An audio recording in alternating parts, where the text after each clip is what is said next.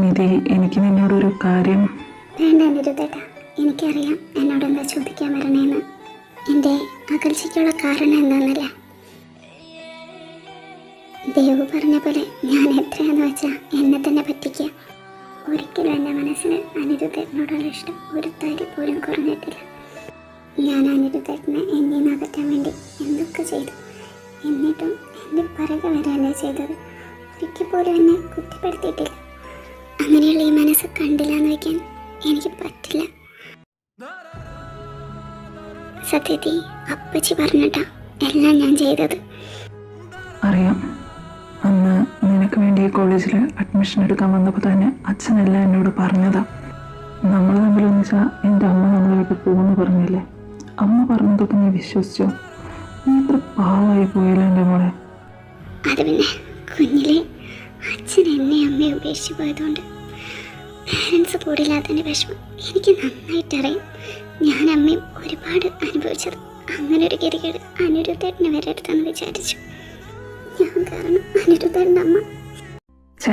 ഇവിടെ ഇത് കൊളാക്കും. ദേ മിരി, നോക്കി ഇങ്ങനെ നോക്കേടി വേണ്ടേ? നമ്മൾ ഒന്നിച്ചൊന്ന് വെച്ച് എൻ്റെ അമ്മയ്ക്ക് ഒന്നും വരാൻ പോകുന്നില്ല. എല്ലാം ഞാൻ പറഞ്ഞ് ശരിയാക്കിക്കോളാം. കഴിഞ്ഞത് കഴിഞ്ഞു. ഇനി അതിനെക്കുറിച്ചൊന്നും താൻ ചിന്തിക്കേണ്ട. ദേ ഫംഗ്ഷൻ തുടങ്ങാൻ ടൈമായി, നമുക്ക് അങ്ങോട്ട് പോവാം. അനിരുദ്ധേട്ടൻ നടന്നോ, ഞാൻ ദേവുവിനെ കൂട്ടിയിട്ട് വരാം.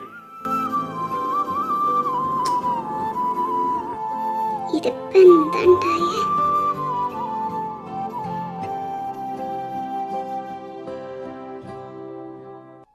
ദേവു, നീ ഇവിടെ നിൽക്കായിരുന്നു. ഞാൻ എവിടൊക്കെ നിന്നെ നോക്കിയെന്നറിയോ?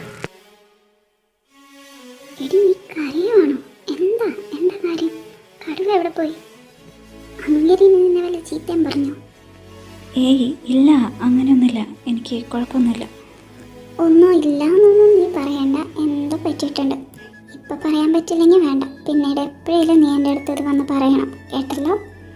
എന്നാ വാ, നമുക്ക് അങ്ങോട്ട് പോവാം. ഫംഗ്ഷൻ സ്റ്റാർട്ടായി അവിടെ.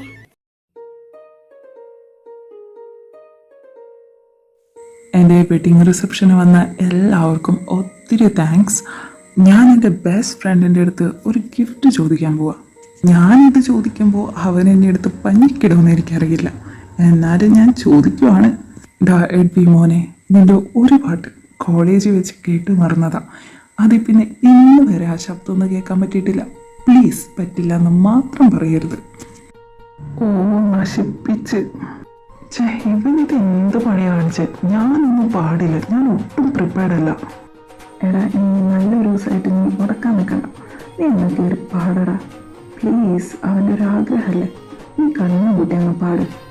എന്തായാലും എൻ്റെ ഫ്രണ്ട് ഒരു ഗിഫ്റ്റ് ചോദിച്ചതല്ലേ, അവൻ്റെ ആഗ്രഹം പോലെ തന്നെ ആവട്ടെ.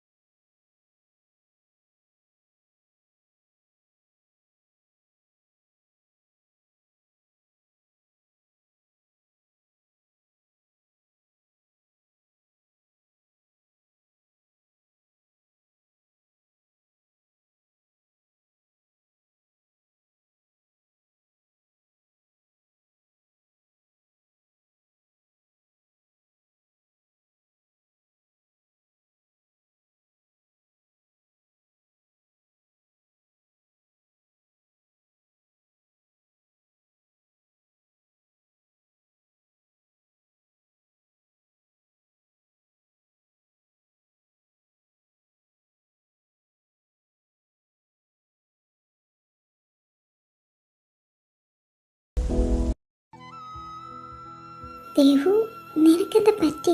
നീ ഇങ്ങോട്ട് വന്നതിൻ്റെ കൂടെ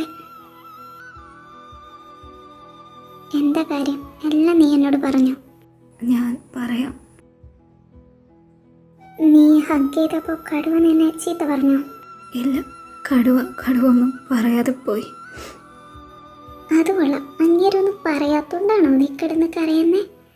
അങ്ങേരെ സ്വഭാവം വെച്ച് നിന്നെ കൊല്ലേണ്ട സമയം കഴിഞ്ഞു. അങ്ങേരുടെ ആറ്റിറ്റ്യൂഡ് കണ്ടിട്ട് അങ്ങേരതൊക്കെ വിട്ടു എന്നാ തോന്നുന്നത്. ഇനി നീ ആയിട്ടത് മനസ്സിൽ കൊണ്ട് നടക്കണ്ട. ഒന്ന് ചിരിക്കണ്ടേ ദേവു? എന്ത് പ്രശ്നം വന്നാലും നിന്റെ ഒപ്പം ഞങ്ങളൊക്കെ ഇല്ലേ? ഹായ് ദേവു മിതി. അവളുടെ ഒരു കോഴി. ഹായ്ഡാ. നിങ്ങൾ ഹോസ്റ്റലിലോട്ട് പോകാൻ നിൽക്കുവാണോ? എങ്കിൽ ഞങ്ങളുടെ കൂടെ പോരെ, ഞങ്ങളെ ഡ്രോപ്പ് ചെയ്യാം. അയ്യോ വേണ്ടടാ, ഞങ്ങൾ ഓൾറെഡി ക്യാബ് ബുക്ക് ചെയ്തിട്ടുണ്ട്. എന്നാ ഓക്കെ, മൺഡേ അപ്പോൾ കോളേജിൽ കാണാം. Bye, good night. എൻ്റെ ദേവു, എന്താ അവളുടെ ഒരു അഭിനയം! വിധി, ചിലപ്പോൾ അവൾക്ക് ശരിക്കും മാനസാന്തരം വന്നെങ്കിലും. അവക്ക് ഇപ്പോൾ ഇവിടുന്ന് പോയൊക്കെ വന്നത് തന്നെ. എന്താണ് രണ്ടും കൂടെ ഒരു ചർച്ച? നമ്മളെയും കൂടെ കൂട്ടുമോ? അത് ഒന്നുമില്ല, ഞങ്ങൾ വെറുതെ ചുമ്മാ. ഞാനെന്തിനാ വന്നതെന്ന് നിങ്ങൾക്ക് മനസ്സിലായല്ലോ. ബാ, പാർക്കിംഗ് വരെ ഞാൻ കൊണ്ടാക്കാം. ഞാൻ പറഞ്ഞതുപോലെ എല്ലാം ചെയ്യണം. അനിരുദ്ധേട്ട ഒരു പേടി പോലെ. കടുവ പ്രശ്നം ഉണ്ടാക്കുമോ? ഏയ്, ഈ പ്ലാൻ നമ്മൾ പൊളിക്കും.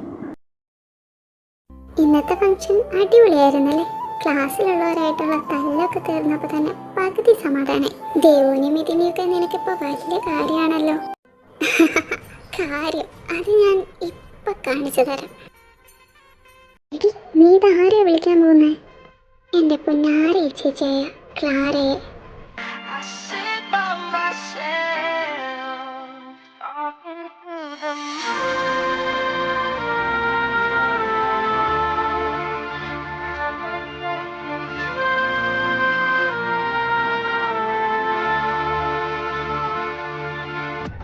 എന്താ റോസ് മോളെ, ഈ നേരത്തൊരു ഫോൺ കോൾ?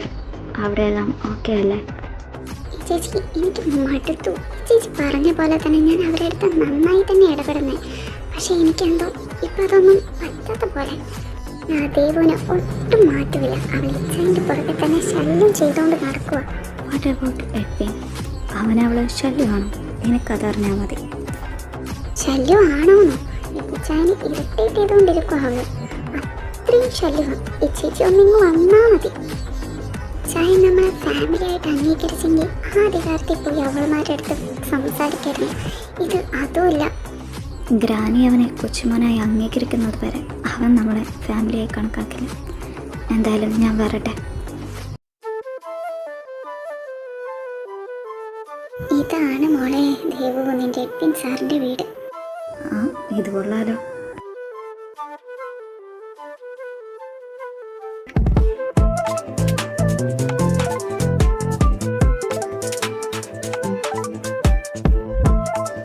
പുറത്തുനിന്ന് കണ്ട പോലെ അല്ലല്ലേ? എന്ത് രസം ഇതിൻ്റെ അതൊക്കെ കാണാൻ. നല്ല നീറ്റ് ആൻഡ് ക്ലീൻ. ഇനി അതൊക്കെ മാറിക്കോ, നമ്മളും കൂടി ഇല്ലേ ഇവിടെ. അത് നീ പറഞ്ഞത് ശരിയാ.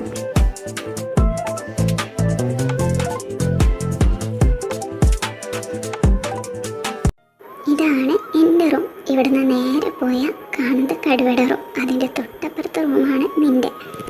പിന്നെ പോകുന്ന വഴിക്ക് ആ കടുവയുടെ റൂമിലേക്ക് എത്തി പോലും നോക്കരുത്.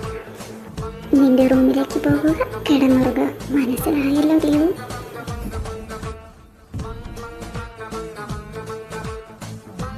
ഏയ്, ഞാൻ അങ്ങനെ ചെയ്യൂ എൻ്റെ വിധി. എന്നാ എൻ്റെ മോള് കിടന്നു. Good night.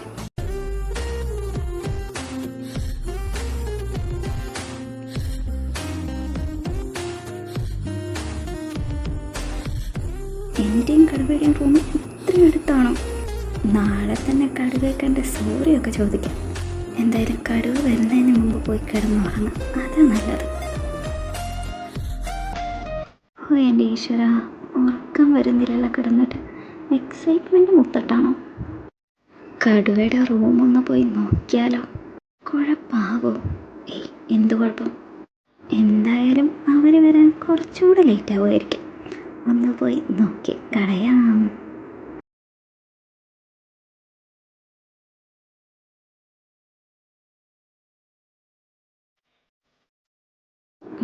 കടുവയുടെ റൂമൊക്കെ അടിപൊളിയാണ്. പക്ഷേ ഇതെന്തോന്നും നിറച്ച് കാടും പടലും വളർത്തിയിട്ട്